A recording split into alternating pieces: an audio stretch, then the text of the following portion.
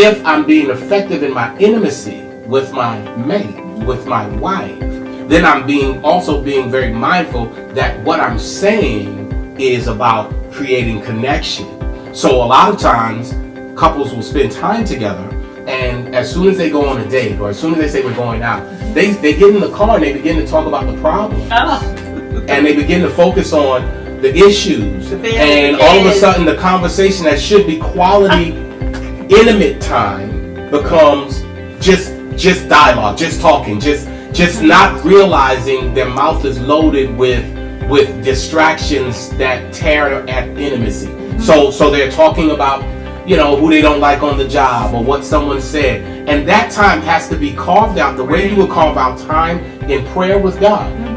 Take the time to say, okay, during this time we're not talking about any bills. That was something we established real early. Because the same way when you go into worship, it's not time for you to be, on your cell phone and being distracted and, trying to look at what so-and-so is wearing. It's time for you to think about the goodness of the Lord. Right, and focus on everything that He's done for you. And then begin to express and extol and appreciate. And likewise, in the relationship, if you carve out and sanctify those moments to say, this is just us. The reality is that a lot of people have a hard time creating healthy relationships because they are not healthy.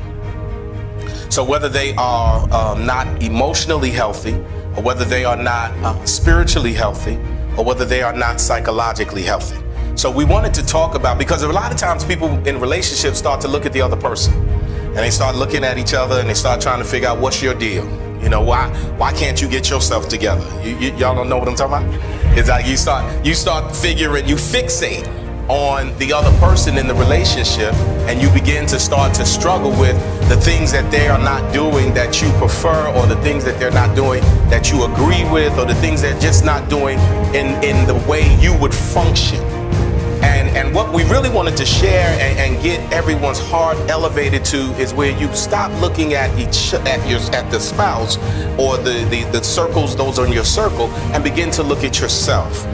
Because most of us are unhealthy in at least one of those areas, either emotionally unhealthy, spiritually unhealthy, or psychologically unhealthy. So you can have someone who is spiritually healthy, so they got a good worship, awesome praise, know some scripture, have a nice life with Christ, but emotionally unhealthy. So soon as some stress comes, the baby in them comes out. You understand what I'm saying? Where the baby begins to come out, or when stress and problems come, because they are emotionally unhealthy, they handle things the wrong way. They don't handle things with the wisdom of their worship. They handle it from their emotion. And all of us have areas that we need to develop, either emotionally, psychologically, and or spiritually. And we are so busy fixating on the need for those in our circles to develop, we don't work on ourselves enough and self-examine and really get better.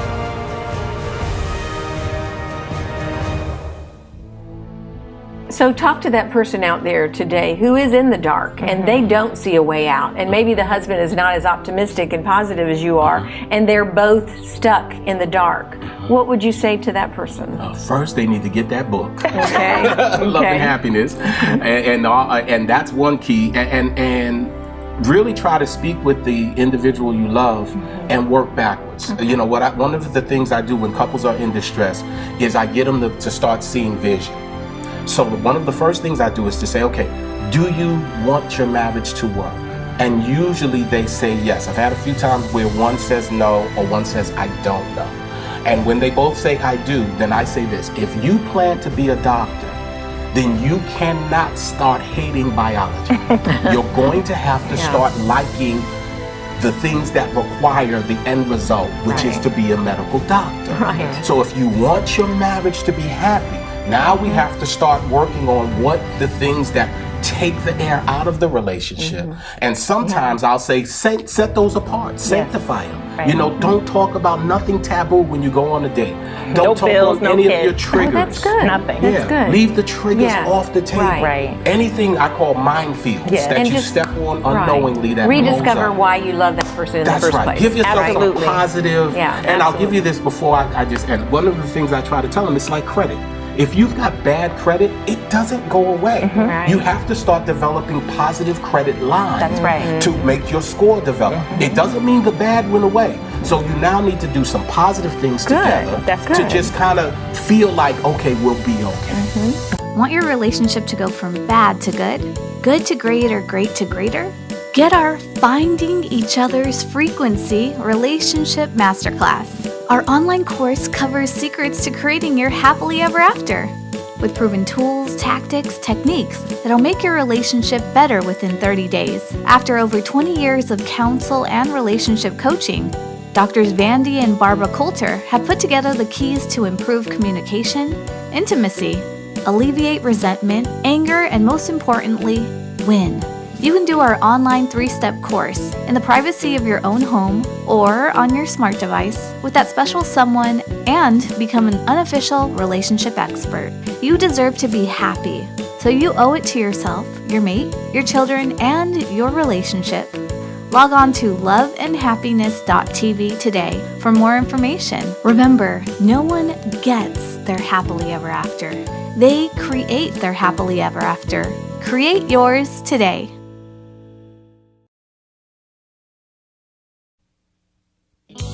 It's so unfortunate when we miss, especially those who are single, when we miss an opportunity to grow before it's time to go. A lot of people have already went, but they have not grown before they went. They went forth into covenant, but they have not really grown emotionally, spiritually, or psychologically to allow that covenant to be everything it can be, and you thought love was enough. And love is not enough. Love is not enough. There was a song, "What's Love Got to Do with It?" They ain't never lied. That's right. Love is not enough. That's right. And if anybody in here is honest, you know, if you're willing to just wave at me, have you ever left somebody you loved? Wave at me. You loved them while you was leaving. You was like, I just got to go. I still love you, but you're driving me nuts. I got to get out of here. And you discovered something that, you know, you didn't know, because you thought love would be enough. You know, we could live off love. You ever heard that lie from the pit? No. It's a lie from the pit. You can't live off love. I can live if you pay the bills. I can live if you get a job. I can live if you stay consistent and keep a job, but can't live off love. What I think that relationships need is communication. It's key. It's paramount to be able to express the way you feel, what you're thinking to your partner. If you can't communicate, well, then you don't have a relationship. You should be able to tell the person you love and trust what's going on inside of you. So it's powerful. You can't be in any relationship, whether it's business or pleasure, without expression, being able to express who you are, your essence. So communication is key. It's paramount to any healthy relationship. One of the keys to repair damaged communication is you must uproot all of the negative seeds you've sown in the past through negative seeds of communication. You have to begin to talk differently. You have to begin to think differently and express different points of views in your relationship. You have to let your partner give them the reassurance that you are working on bettering yourself so you can be better in the relationship. So basically to uproot all the negative seeds and start sowing new ones. Start sowing new things in your relationship that's going to make it grow and progress.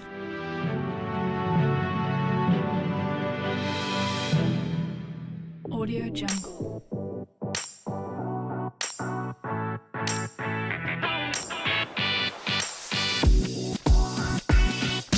If you're not happy in your current relationship state, stop listening to people who are not getting it right and go to people that have a successful relationship. If they have webinars and they're willing to share their wisdom and their secrets and their keys, like, why would you not do that?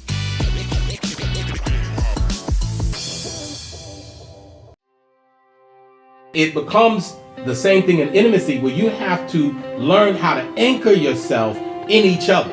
You have to learn how to say, you know what, I'm literally going to make sure that no matter how much we're doing other things, when we get our moments, because sometimes it's not about the journey, it's about the moments. Right. And the moments make the journey. Think about the small things that your mate does, or how she or he taps at your heart and your eye, and you begin to water that. You know what you should do, but you tend not to do what you should do, and it creates friction, and you actually are like mortgaging your relationship just because you can't think it through. You understand what I'm saying? Folk don't think it through well, and it's not necessarily their fault, because when you're sick, you're sick. You understand that it's unfair to ask someone who is sick to just be well, okay? And if somebody is psychologically broken, where they can, you ever talk to somebody who could just think the craziest ways, and when you hear them, you're like, what, do you really believe that? You know, you're like, how do you think? You actually think that's okay? Because you could have saved yourself a lot of time, trouble, and problems if you would have identified unhealthy people before you hooked up with them.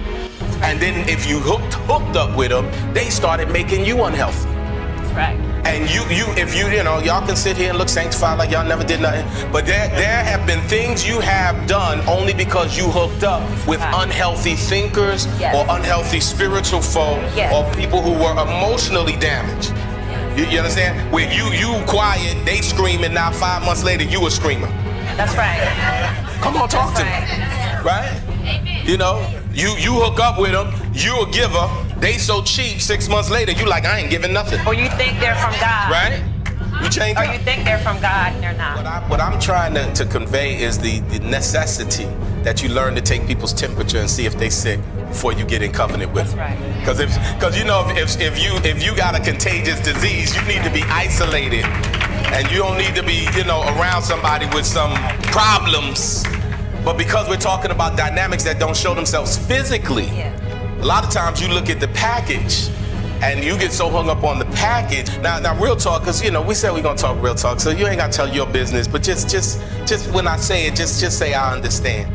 It's so true that you had every intention. Just tell your neighbor he's not talking about you. You had every intention of not fornicating. Tell your neighbor he really ain't talking about me. Tell your neighbor he definitely ain't talking about me right now. Tell your neighbor I know where he going. He is not talking about me. He ain't getting ready to go there. You need to go through and spiritually rebuke all those spirits that you have produced in your home, because them things are walking around and y'all done kissed and made up, but the spirits are like, thank you for giving us place. That's right. And the Bible says not to give place to the devil. That's right. Now how do you give place to him? By opening doors to let him into certain things. That's right. You start complaining. You ain't nothing. You ain't never gonna be nothing. Nothing showed up. That's right.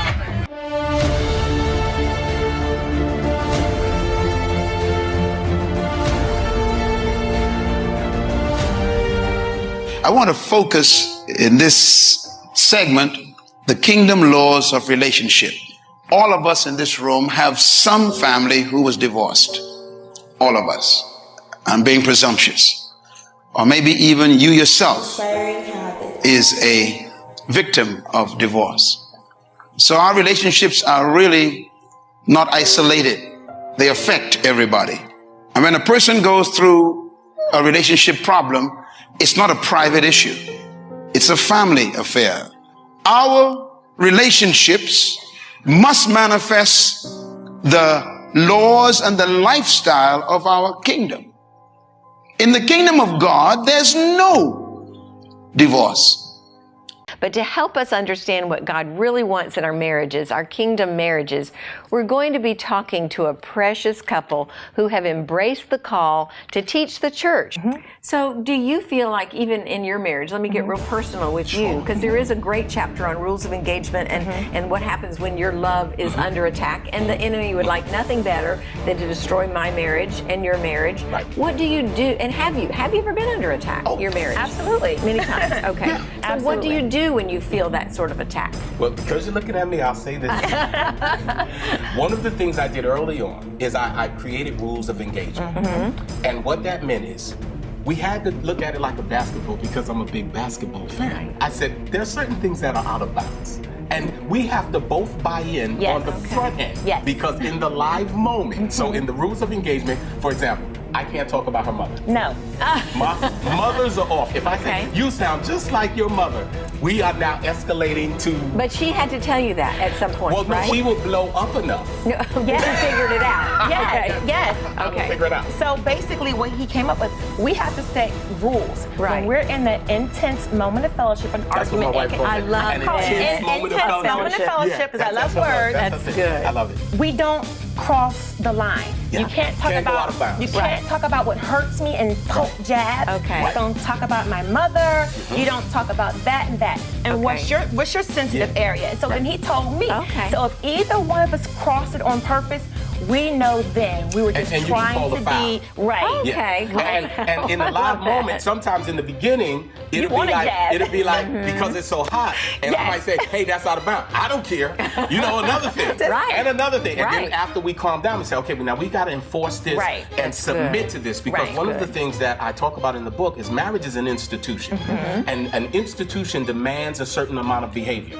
If I go to any institution, it requires me to behave a certain way. Right. In the institution of Christ, it requires a certain behavior. That's the right. minute I make the marriage greater than my feelings, the minute she makes the marriage greater than her feelings, we position ourselves not to wreck the marriage. That's right. Because we hold the marriage in a higher esteem than how we Mandy, feel. that is so good. No one gets their happily ever after they create their happily ever after. Log on to loveandhappiness.tv so you can create yours today. Follow us on Instagram, Facebook, or subscribe to our Love and Happiness YouTube channel. It's for everyone who loves love.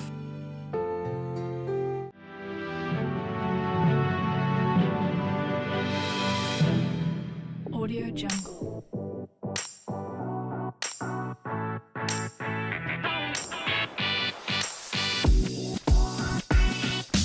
If you're not happy in your current relationship state, stop listening to people who are not getting it right and go to people that have a successful relationship. They have webinars and they're willing to share their wisdom and their secrets and their keys. Like, why would you not do that?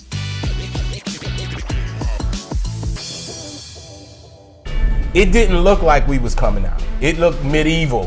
when we was, it was like famine. Where is the water? There is no manna today. It is just our faith. We talk about the just living by faith. Yes. I'm going back now, but woo, it was living by faith for real. It was. And so I would share with her some of the same things I would share with other individuals in relationship to say, hey, this is what you need to do. And to my wife's credit, she trusted me because there was really no point of reference for where we were. No. That was Really just, wasn't. it was like doing the right thing to get the right result. And we did the right thing, which was we held tight. We said, okay, We're gonna stay in gonna love. make it. Uh-huh. So we would do $10 dates We did. Yes. where we would just say, okay, so now our budget is $10, and I'm going back obviously when For a long time. $10 could do something. You going to anywhere $10 now, you probably So you may call it a $25. But we were creative. Yes. Because sometimes we would just make sandwiches and we would go to the beach. But it's still and just in the sit. $10 budget. It was, yes, it was. Because you have a lot of meat, Yes, the bread. bologna, I don't know, whatever we made, or a Whatever couple it of chicken was. wings. You fried up some wings or whatever we did. But my point is, you just look at your season and you decide, my season's not going to get the best of me.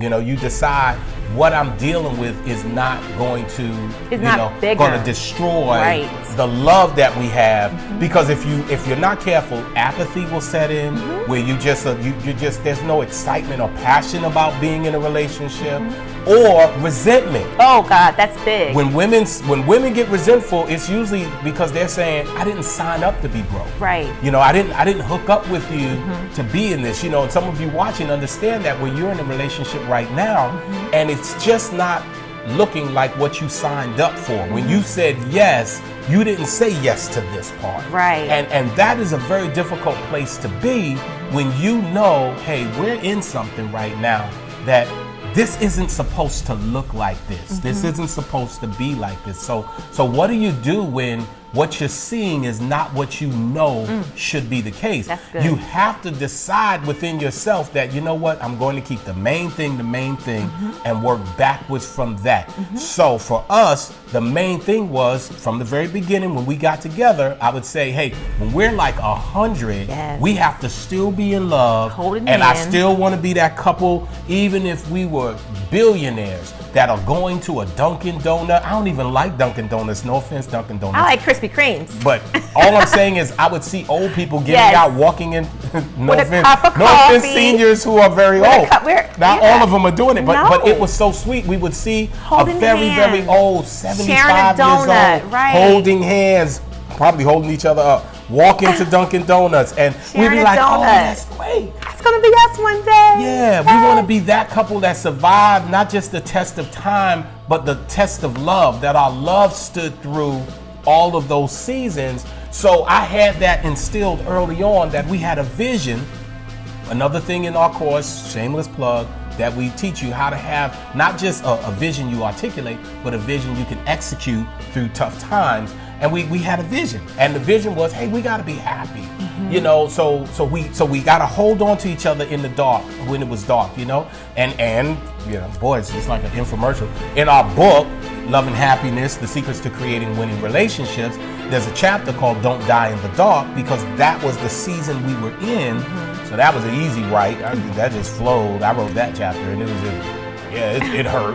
And we just realized that, you know what, if we're going to walk through this together, then we have a great chance to survive, that our love would survive and thrive through all of that.